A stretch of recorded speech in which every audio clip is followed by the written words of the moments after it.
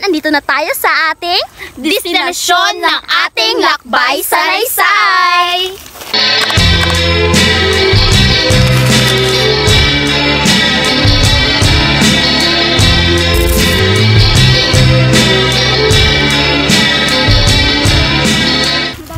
Mga ka-alright, pagod na kami. Hi mga ka-alright! Tingnan nyo! Pagod na pagod kayo mga ka-alright. Dito kami sa gitna ng palayan.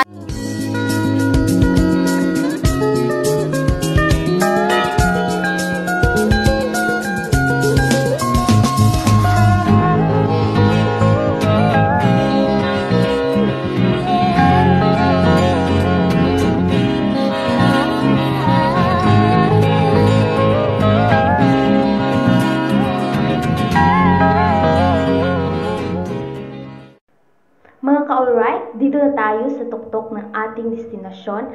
Kitang-kita naman natin kung paano mag-ayos ang isang vlogger na si Mary Divine.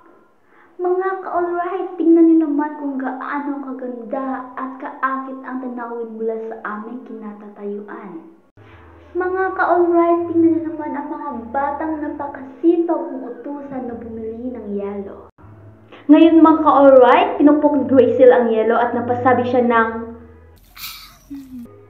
At mga ka-alright, naghanap kami ng pwedeng pahingaan at nahanap namin ang bahay pahingaan ng lola ni Mary Divine.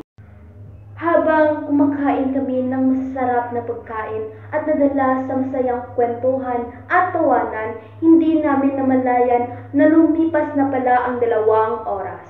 Now you're all that I want beside.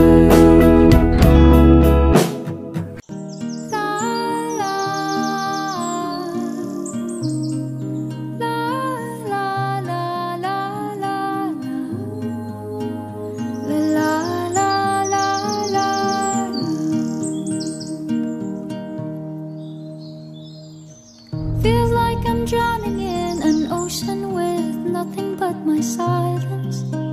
Another crisis I don't think they care about. Is there a reason for where I am now? Dito na magtatapos ang aming lakbay salaysay. Paalam mga ka-alright! There's no good way. I'm chasing fire when I'm running.